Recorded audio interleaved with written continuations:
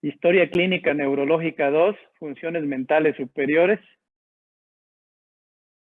Vamos a ir revisando los diferentes temas. Si hay alguna duda, pues también me pueden interrumpir, no hay ningún problema.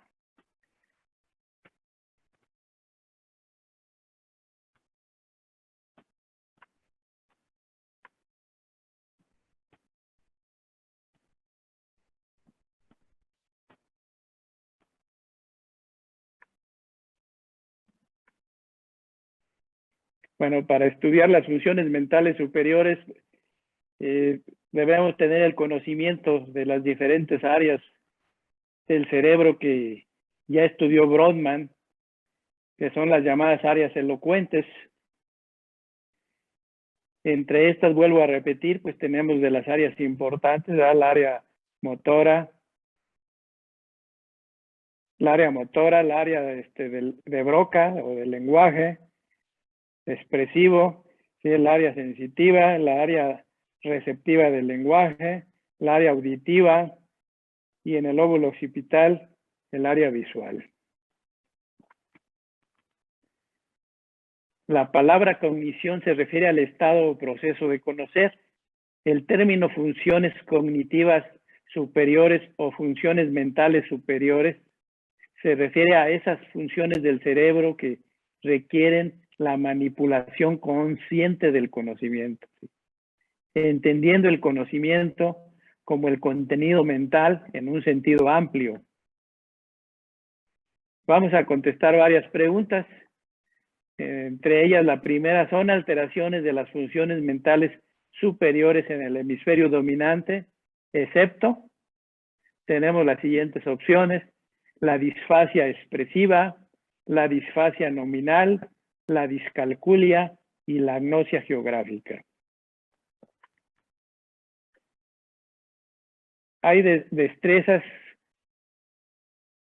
que están controladas por el hemisferio dominante y otras que están controladas por el hemisferio no dominante en forma predominante, ¿sí? Entonces aquí vamos a mencionar las destrezas cognitivas controladas por el hemisferio cerebral dominante. Por lo tanto, pues vamos a escuchar el patrón del lenguaje del paciente, ¿sí? Ver si es vacilante, si es fluente, ¿sí? Y en base a esto, pues vamos a ir categorizando, pues, si es una disfasia expresiva o receptiva. Nos vamos a preguntar, ¿el paciente entiende comandos hablados simples o complejos? Por ejemplo, le vamos a dar una orden: levanta ambos brazos. Si el paciente no obedece, pues tiene una disfasia receptiva, es decir, no está captando el mensaje, ¿sí? Hay que pedir al paciente que nombre objetos. Si no los nombra, pues va a presentar lo que se llama una disfasia nominal. Hay que pedir al paciente que lea algún fragmento o un pequeño escrito, ¿sí? Y ver si lee correctamente. Si no lee correctamente, presenta lo que se llama dislexia. Le vamos a pedir al paciente realizar restas de 7 en 7, por ejemplo, desde el 20 que vaya restando de 7 en 7. Si no lo puede realizar, se llama discalculia. Si no puede reconocer objetos, se llama agnosia. Todas estas funciones están controladas por el hemisferio cerebral dominante, ¿sí? A diferencia de estas otras alteraciones que van a estar controladas, estas destrezas cognitivas van a estar controladas por el hemisferio no dominante, como es la capacidad para encontrar su camino alrededor de su hogar.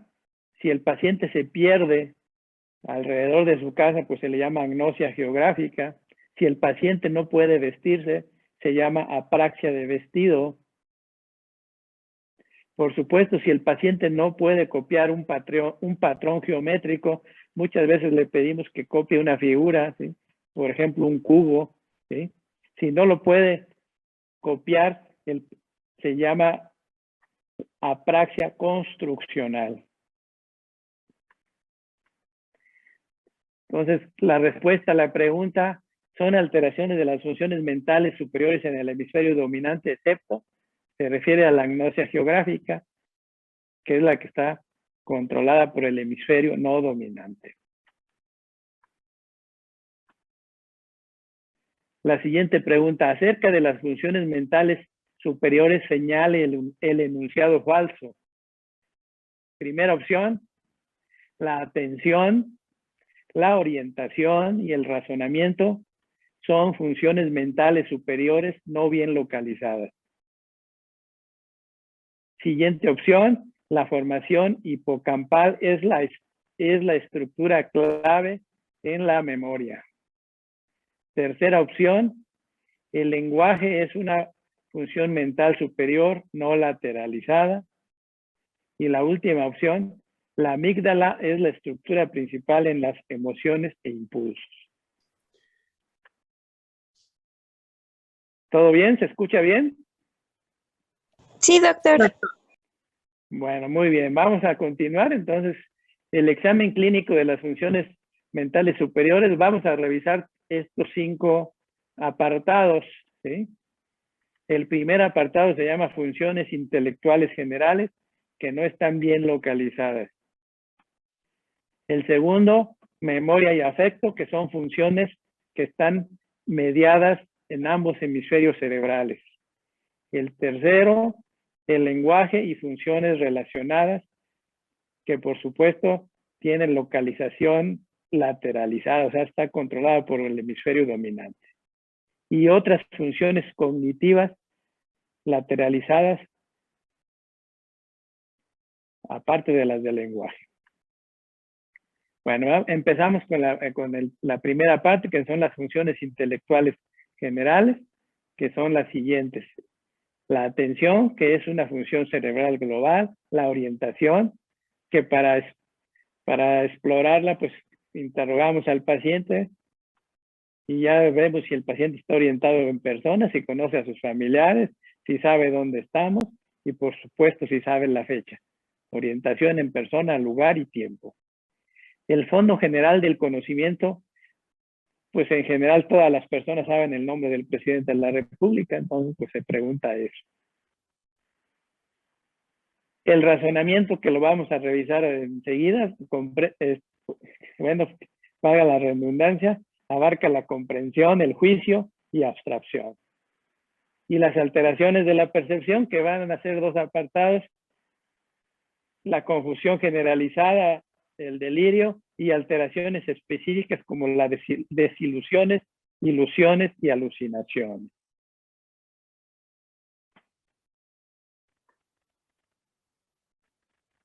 En el apartado de razonamiento, pues vamos a revisar la comprensión. Para revisar si un paciente comprende, pues le realizamos alguna pregunta sencilla. Por ejemplo, se le pregunta, ¿por qué está usted en el hospital? Que debe dar una respuesta lógica.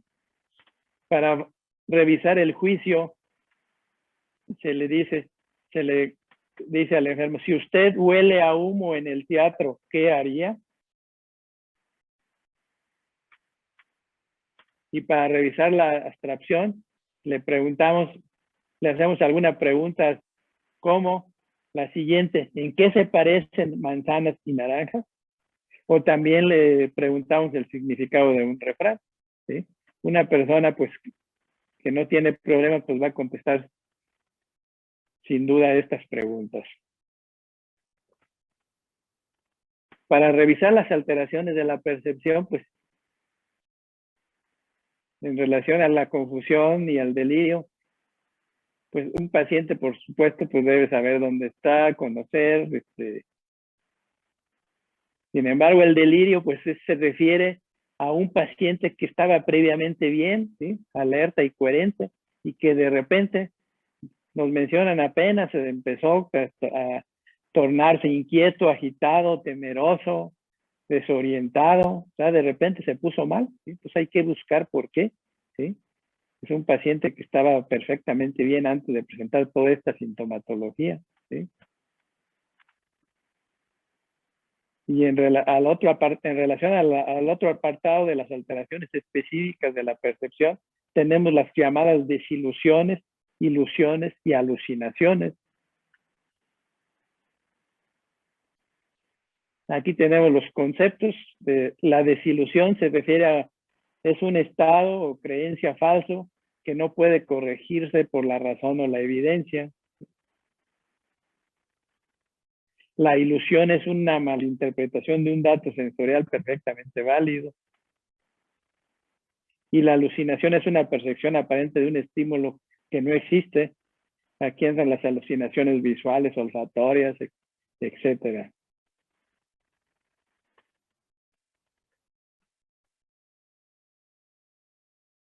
¿Alguna pregunta de este primer apartado?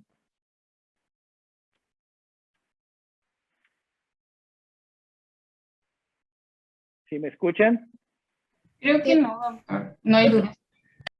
¿Sí me escuchan? Sí. Sí, doctor. Lo escuchamos, doctor. ¿Y me ven la imagen también? Sí, también. Sí.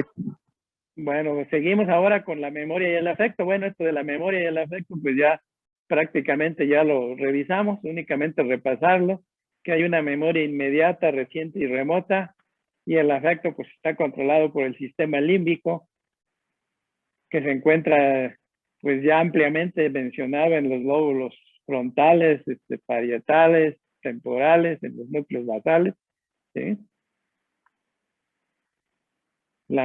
Únicamente repetimos, la memoria es la capacidad de retener y recordar la información y las experiencias. Esto ya lo habíamos también revisado, incluye registros, retención, recuerdo y reproducción. Acabamos de verlo en las pláticas en la mañana, ¿verdad? Que el sistema límbico pues, interviene en una forma importante en la memoria, ¿sí?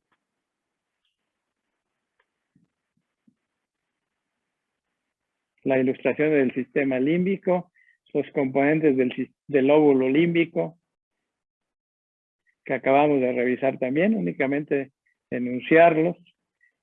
Aquí pues la formación hipocampal en relación a la memoria, pues que nos va a ayudar a almacenar memorias nuevas.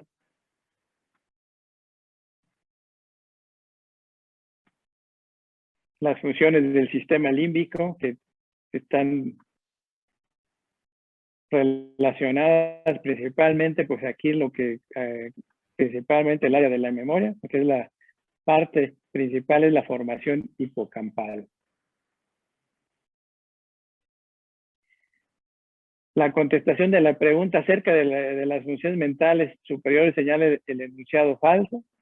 Pues el enunciado falso es que el lenguaje es una función mental superior no lateralizada. Ya sabemos que sí es lateralizada, está controlado por el hemisferio dominante.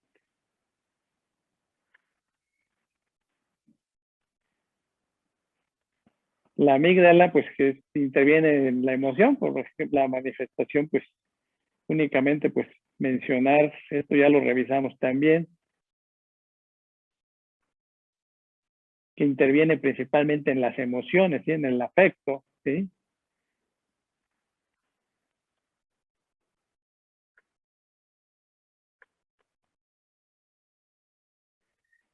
Por lo tanto, pues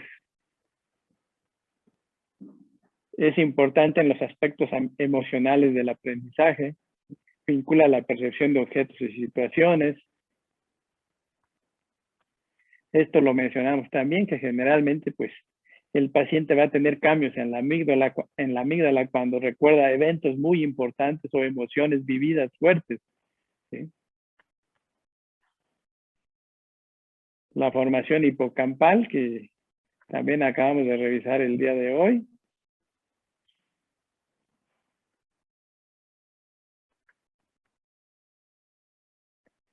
Bueno, el hipocampo y la memoria, pues recordamos el caso que ya les acabo de mencionar, ¿verdad? Que también en la plática de hoy vimos esto, que este paciente se sometió a una cirugía de bypass arterial, por supuesto.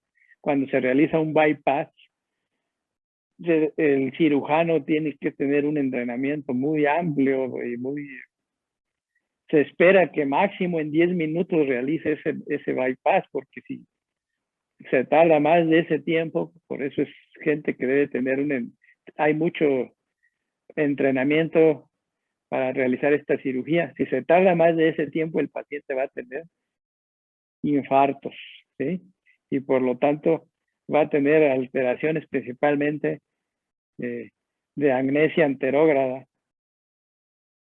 como este es el caso, ¿verdad? Que se realiza la autopsia y se encuentra que hay lesiones en este segmento CA1 del hipocampo, que es muy sensible a la hipoxia. Únicamente pues para enfatizar, ¿verdad?, el problema que se puede presentar cuando hay un periodo prolongado sin una oxigenación o una circulación y oxigenación adecuada. Bueno, mencionamos el circuito de Papez que integra todas estas funciones, ¿verdad? Las funciones del afecto.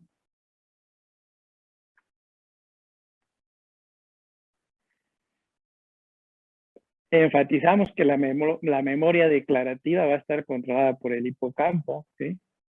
Únicamente para que lo recuerden, ¿verdad?, que tiene que ser un paciente consciente, que no esté confuso para adquirir todas estas memorias nuevas. La memoria no declarativa pues es automática, son habilidades que se van obteniendo con la práctica. Repetimos, el hipocampo interviene en el desarrollo de memorias declarativas, ¿sí? También pues el hipocampo tiene células de localización, o sea que hay partes del hipocampo que se encienden en una resonancia magnética cuando el paciente está en un cierto lugar, ¿sí? Y pues hay relaciones, también conexiones, ¿verdad?, con el sistema endocrinológico.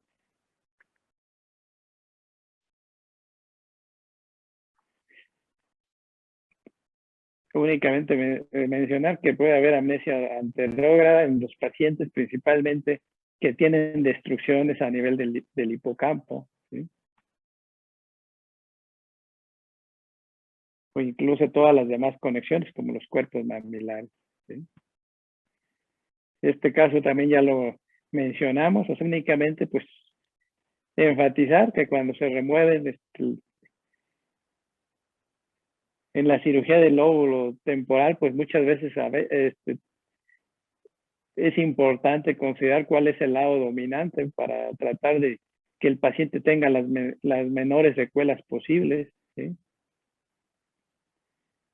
Lo ideal es que el paciente no tuviera ninguna alteración en la memoria, ¿sí?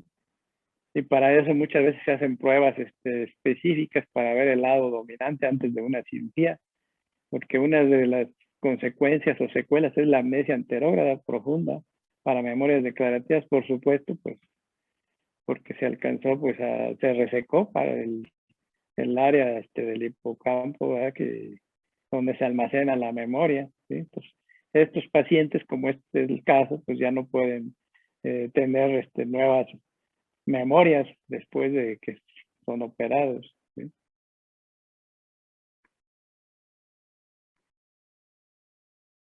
Otra de las estructuras que se puede dañar, pues es ya mencionamos también, ¿verdad?, los cuerpos mamilares, ¿verdad?, en este síndrome que se llama el síndrome de Korsakoff, que también ya lo revisamos, ¿sí? Únicamente, pues, estamos realizando un repaso de lo que ya acabamos de revisar. Entonces, pues aquí más que nada enfatizar cómo vamos a revisar al paciente para ver la memoria inmediata. Se le pide al paciente repetir una secuencia de 3 números o 3 palabras en un lapso después de 15 minutos, ¿sí? Valorar la memoria reciente con eventos, por supuesto, que acaban de suceder. La memoria remota, pues son eventos que ocurrieron hace más de 5 años. Hay la memoria verbal, ¿no?, que es cuando se enuncian algunas palabras o alguna oración y se pide al paciente repetirla. La memoria visual, cuando el paciente memoriza los objetos que le mostramos. Bueno, esto ya lo mencionamos, ¿verdad? La amnesia postraumática, pues esto lo vemos muy frecuente en los traumatismos craneoencefálicos. ¿Sí? Hay pacientes que tuvieron el traumatismo y no recuerdan nada de los eventos, ¿verdad?, que se presentaron, ¿sí? Por lo menos algunos minutos o a veces horas.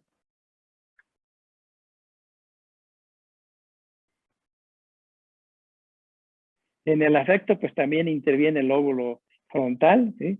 Principalmente las áreas prefrontales, ¿sí? Donde se controla la personalidad y la iniciativa. También interviene el lóbulo paracentral, que está en la parte medial de los hemisferios, ¿sí? Ahí se controla el vaciamiento intestinal y vesical, y por eso hay pacientes que pues de repente tienen dañado esta área y pues son pacientes que se orinan y defecan en cualquier parte, ¿sí? ¿Sí me escuchan? Sí, doctor. Sí, doctor.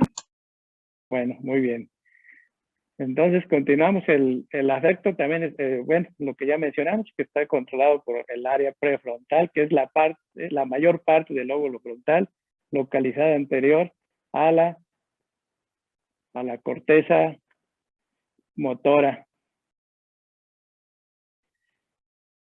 Puede haber daños bilaterales del lóbulo frontal, como en casos de infartos o una ruptura de un aneurisma de la arteria comunicante anterior. La arteria comunicante anterior se encuentra entre los dos lóbulos cerebrales en la parte anterior. Entonces, si hay una hemorragia a este nivel, pues generalmente vamos a tener un daño de las áreas prefrontales en forma bilateral. Y esto nos va a provocar que haya en el paciente un cambio de la personalidad con una conducta antisocial y pérdida de inhibiciones, ¿sí? Un paciente que antes era muy responsable, pues se vuelve irresponsable, ¿sí? Y ya no le interesa estar a tiempo. Todo o sea, es la conducta antisocial que se puede presentar. Son pacientes que se presentan con un aspecto burlesco, pierden la iniciativa, son desinteresados, indiferentes. Un extremo de esta alteración pues es el llamado el mutismo acinético. En este caso, hay un daño principalmente de la superficie orbitaria de ambos lóbulos frontales.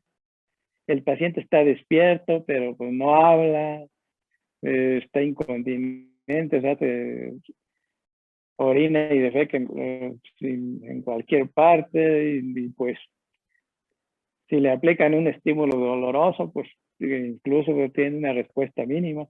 También se puede presentar en algunos casos de hidrocefalia estas alteraciones.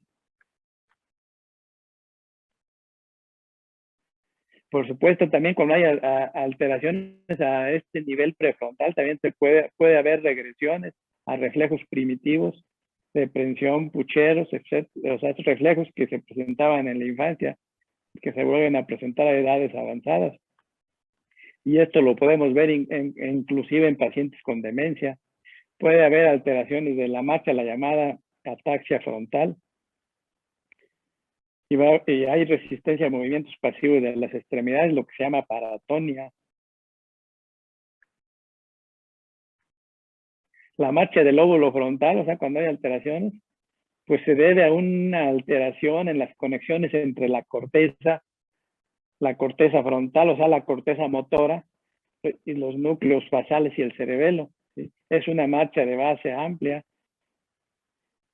El paciente pues camina como si sus pies estuvieran pegados al piso y tiene tendencia a caer hacia atrás.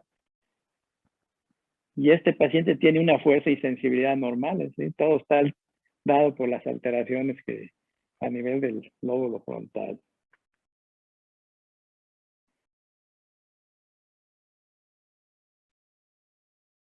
¿Hay alguna pregunta en relación a la memoria y el afecto?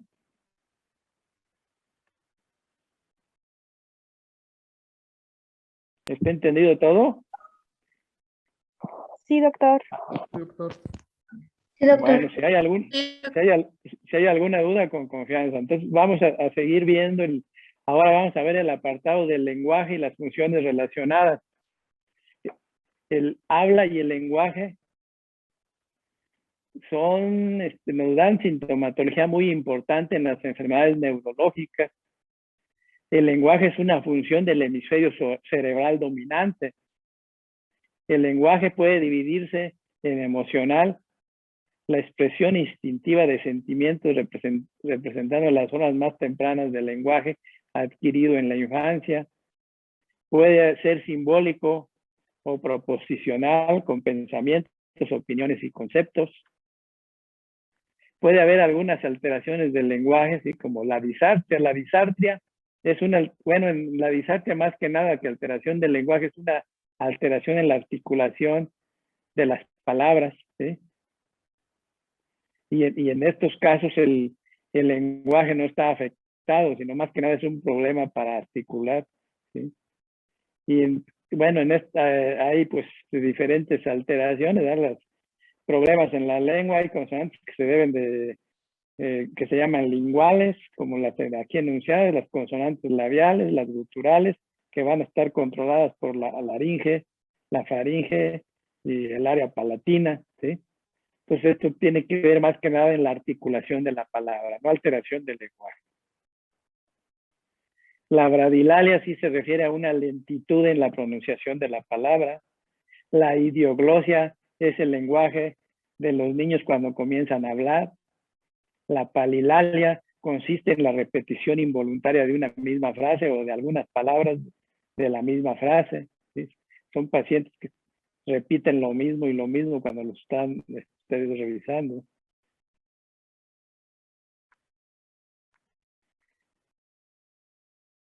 Estas funciones, entre las funciones relacionadas al lenguaje también está la disfonía. Aquí en este caso hay alteración a nivel de las cuerdas vocales, ¿sí? O sea, a nivel de la laringe, ¿sí? Puede haber enfermedades respiratorias que provocan parálisis de una cuerda vocal y esto va a, o simplemente una laringitis, una inflamación de la laringe, ¿sí? Todo esto nos va a dar una disfonía. Es una incapacidad para pronunciar los sonidos. Si hay una incapacidad completa para pronunciar los sonidos, se llama afonía, ¿sí? Por supuesto, el otorrino pues realiza lo que se llama la laringoscopía indirecta con un espejo y revisa las cuerdas vocales, le pide al paciente pronunciar esta expresión y con esto se va a ver que una abducción, es decir, una separación de las cuerdas vocales. Vamos a repasar algunas funciones del lenguaje. La dominancia, pues por supuesto, está controlado por el hemisferio dominante, ¿sí? Y el lenguaje es dependiente también de la memoria.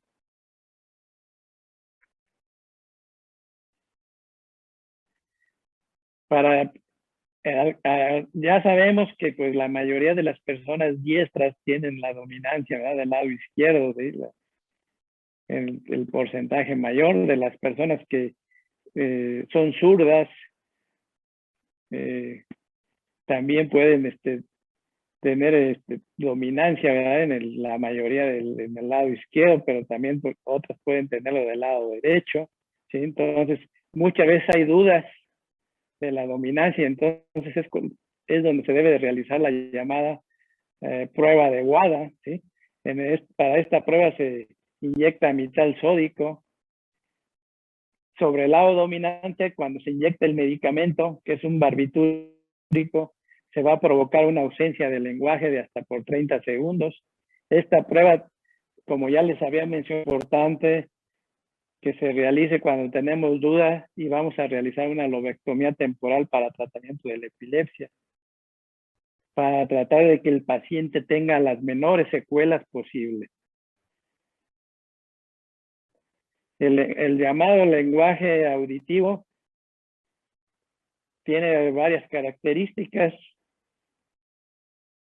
Las primeras se llaman características generales, que es el lenguaje espontáneo, que es lo que se llama un lenguaje fluente. La nominación, el paciente es capaz de nombrar objetos, repetición, la comprensión de algún mensaje, ¿sí?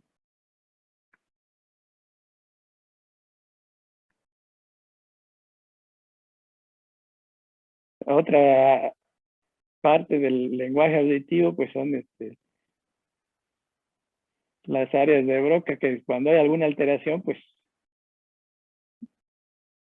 en el área de Broca vamos a presentar la llamada fascia de Broca, ¿sí?, que esté en el hemisferio dominante Y a esta área se le llama el centro expresivo del lenguaje, que aquí está ilustrada con el número 2.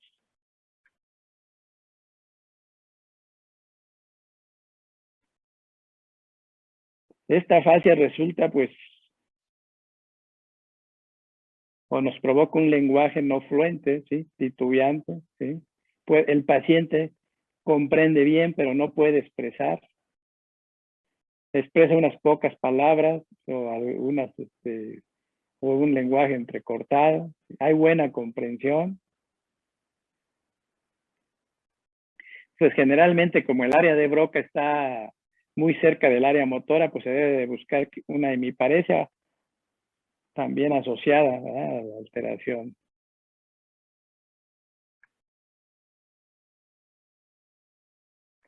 ¿Qué puede?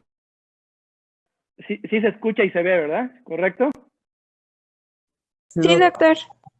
Muy bien, entonces las causas de la fascia de Broca pueden ser múltiples, entre las que están las enfermedades vasculares, los tumores, los traumatismos, enfermedades infecciosas y enfermedades degenerativas. Puede haber las afasias llamadas afasias de conducción, en las cuales va a estar lesionado el fascículo arcuato que conecta el área de Wernicke con el área de Broca, ¿sí? Entonces aquí en este caso pues tenemos un lenguaje disfásico, fluente, con comprensión buena, pero una repetición pobre. La llamada afasia de Wernicke es una lesión de las áreas receptivas que están localizadas en las circunvoluciones angular y supramarginal y también aparte del lóbulo temporal. En este caso, la palabra hablada no es entendida y no hay una respuesta o acción apropiadas. Y la llamada disfasia global, pues va a ser una alteración amplia del lóbulo del hemisferio cerebral, entonces abarcando pues tanto el área receptiva, tanto el área motora de Broca y por supuesto también la conexión entre ellas, ¿sí? Hay un lenguaje no fluente y también está alterada la comprensión. Otra de las alteraciones del lenguaje auditivo pues puede ser la alexia, que es la incapacidad de leer, y la grafia, que es la incapacidad para escribir. Hasta ahorita vamos bien con lo del lenguaje. ¿Hay alguna duda? No, doctor. Muy bien, pues entonces vamos a revisar las otras funciones cognitivas que también son lateralizadas o localizadas, ¿sí? ¿Sí? Aparte de las del lenguaje, entre estas tenemos las funciones parietales dominantes que ustedes seguramente ya revisaron, como es el síndrome de Gerstmann, ¿sí?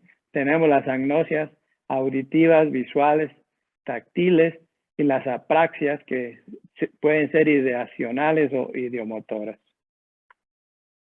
En relación al lóbulo parietal no dominante, es importante, el lóbulo parietal no dominante es importante en el concepto de la imagen del cuerpo y del conocimiento del medio ambiente externo y del conocimiento del medio ambiente externo. La habilidad para construir formas resulta de tales destrezas visuales y propioceptivas. Entonces, recuerden, esto es del hemisferio no dominante. Y el hemisferio, el lóbulo parietal dominante va a estar implicado en otras habilidades, como es las habilidades matemáticas, ¿sí? Los números y el cálculo. Cuando hay una lesión del hemisferio no dominante, el paciente no se da cuenta de las extremidades opuestas, ¿sí? Es decir, pues como la mayoría de las personas el hemisferio no dominante es el derecho, pues el paciente no se da cuenta de su lado izquierdo. Puede ser un paciente que no puede mover su brazo ni su pie, o sea, todo el lado izquierdo no lo puede mover. Y a veces le pregunta a uno y él dice que no, dice que sí lo puede mover, ¿verdad? Entonces, a eso se llama anosognosia, ¿sí?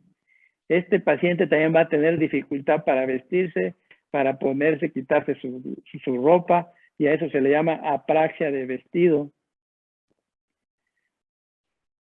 Este paciente se va a perder fácilmente, ¿sí? Entonces esto se llama alteración de la memoria geográfica o agnosia geográfica. El paciente no puede encontrar, incluso en su misma habitación, a veces no encuentra su cama.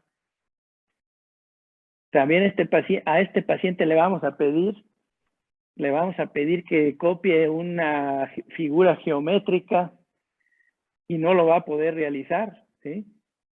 A esto se le llama apraxia construccional. Todo esto que acabamos de mencionar está controlado por el lóbulo parietal no dominante.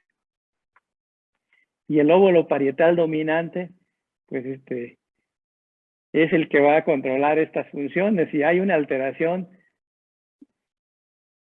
del hemisferio dominante a nivel del lóbulo parietal, se va a presentar lo que se llama el síndrome de Gertzmann. Es decir, el paciente va a confundir extremidades derecha e izquierda. Le dicen, usted levante la mano derecha y va a levantar la izquierda, ¿sí? Le muestran los dedos de la mano y no va a saber identificarlos. Esto se le llama agnosia digital. Le piden que realice alguna multiplicación, alguna suma sencilla o alguna resta sencilla y no la va a poder realizar. A esto se le llama acalculia. Y también, pues, si lo pueden escribir, tampoco lo va a poder realizar. Esto se le llama agrafia.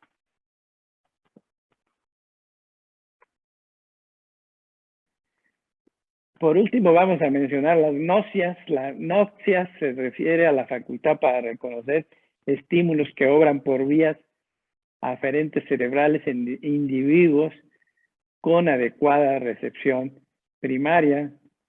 Se examina la capacidad de reconocimiento de imágenes, de formas, de colores, ¿sí? A esto se llama noccia visual. Al paciente se le pide reconocer tonos, melodías, sonidos. A esto se le llama noccia auditiva, ¿sí? Por supuesto, el reconocimiento de las diferentes partes del cuerpo. A esto se le llama somatognosia. Por supuesto, si hay cualquier alteración de esto, pues es una agnosia, que es la incapacidad de reconocer, ¿sí? Las praxias se refiere a la facultad para realizar más o menos automáticamente ciertos movimientos habituales, ¿sí? Adaptados a un fin determinado, ¿sí? Por ejemplo, pues es muy fácil pedir al enfermo beber un vaso con agua, abrocharse un botón de su ropa, hacer dibujos espontáneos. Todo esto pues es algo que habitualmente una persona sin ninguna alteración la puede realizar. Entonces, la incapacidad para realizar cualquier maniobra solicitada se denomina apraxia, ¿sí?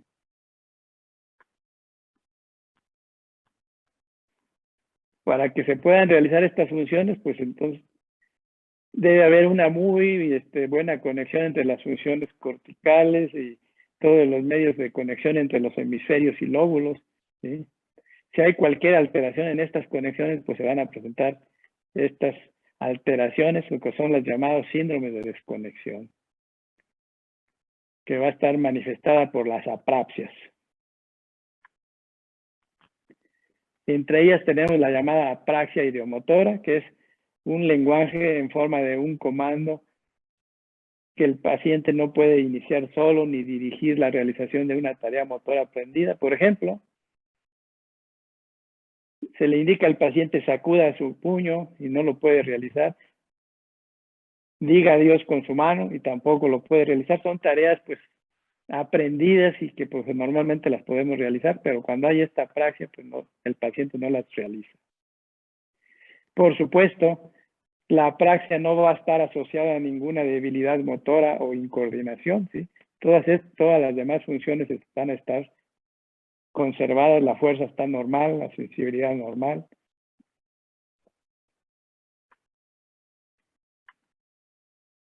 Pues bueno, es una revisión pues más o menos de lo más importante de estas llamadas funciones mentales superiores. No sé si hay alguna duda, algún comentario o algo que no se haya entendido. Con confianza, pues pueden manifestarlo.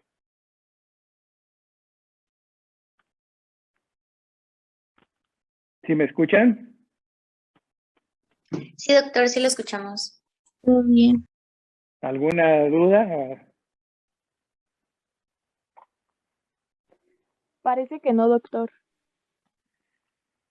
Muy bien, pues bueno, si no hay ninguna duda, pues nos estamos en comunicación. Ya me avisan cómo van a seguir las siguientes clases. ¿Sí? Al parecer ya vamos a volver presencial, pero le informamos De vía WhatsApp. acuerdo. Muy bien, de acuerdo. Pues que tengan una excelente tarde, noche, ¿sí? Y nos vemos en la Gracias. próxima. Gracias, doctor. Gracias, Igual. doctor. Gracias, doctor. Gracias, doctor. Gracias, doctor. De nada, que estén bien. Cuídense.